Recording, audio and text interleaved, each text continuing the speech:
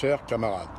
À l'occasion du 1er mai, journée internationale de lutte des travailleurs et des travailleuses, je tenais à vous envoyer, au nom de la CGT, un salut fraternel et solidaire.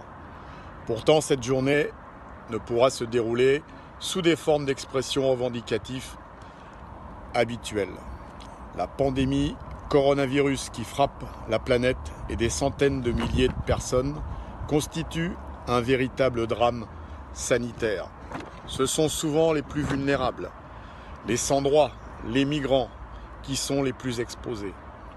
En France, elle frappe de nombreux salariés dans des secteurs essentiels comme la santé, le médico-social ou les transports, le commerce, le nettoyage.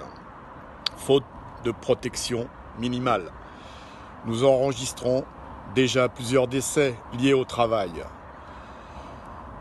Notre gouvernement ne pense qu'à la protection des intérêts du capital. Beaucoup de travailleurs de secteurs non essentiels, comme dans l'industrie, sont contraints à la reprise du travail, alors que le milieu scientifique et médical réaffirme que la meilleure barrière de protection contre le virus, c'est le confinement au domicile. Pour anticiper cette reprise d'activité, notre gouvernement vient de promulguer des lois visant à assouplir le droit du travail, en autorisant par exemple la durée hebdomadaire du travail à 60 heures. Si la première préoccupation du mouvement syndical dans la période doit être la santé des travailleurs, nous avons de grandes responsabilités pour anticiper l'après-crise, le jour d'après comme nous dit, avec des mesures économiques, sociales et environnementales qui rompent avec la logique du capital et de la finance.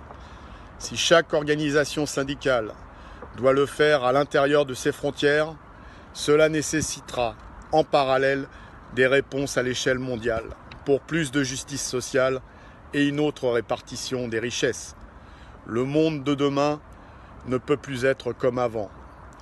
Le mouvement syndical mondial a donc de lourdes responsabilités pour faire entendre la voix des travailleurs. Dans ce contexte, nos organisations aux valeurs communes devront impulser avec d'autres cette nécessité de rupture avec les politiques ultralibérales qui ont fait et qui font tant de dégâts parmi les populations.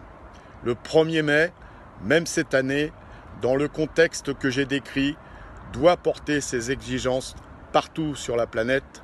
Alors, chers camarades, bon 1er mai.